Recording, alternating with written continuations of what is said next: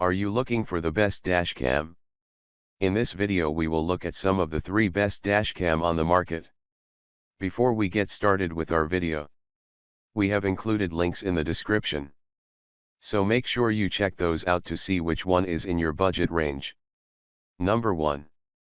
Best dashcam for most people.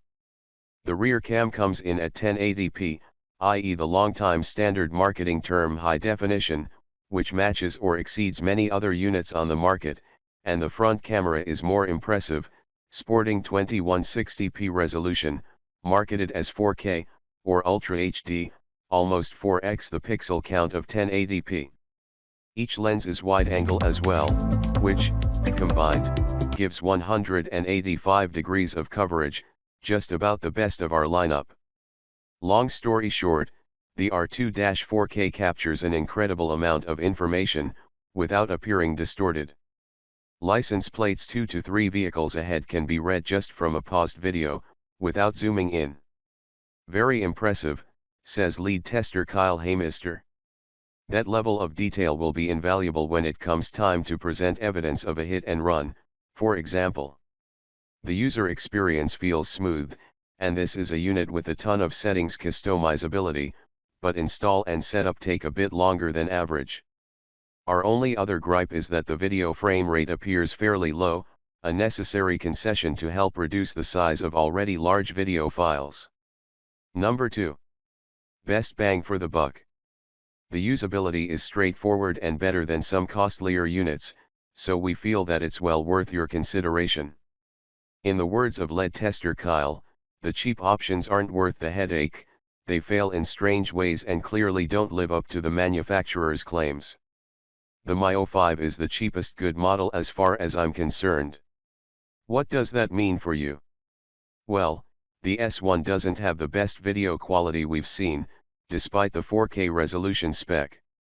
The detail isn't bad, but the colors are dull and the lighting is flat, and perhaps a little dark.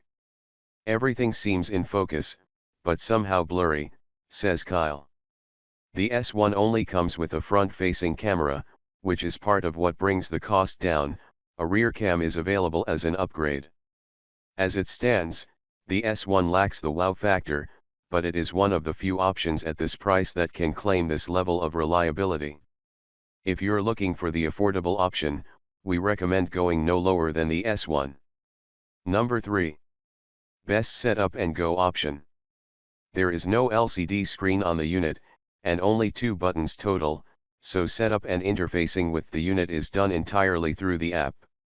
Despite this, the Mini 3 connects to the app quickly and painlessly, and it automatically sets up many of the settings based on your region, i.e., language, units of measure, that sort of thing.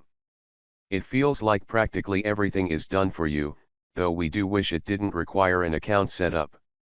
In terms of performance, it has a fairly standard 1080p resolution, but this is a rare model that comes with a polarized lens standard, which helps improve image quality by reducing glare. It's so small and lightweight that it's the only unit we consider worthy of the title unobtrusive. In the words of lead tester Kyle Haymister, it's so small, and works so smoothly that this is really the only unit I could see myself forgetting existed in my car. It just works. That said, video quality and coverage are both okay, but not great, and some of the more useful features like GPS tracking and parking mode are only unlocked through a subscription. Plus, it's a front cam only unit, we don't love that. However, if you don't want to add more complicated tech into your life, the Mini 3 is a perfectly simplified option.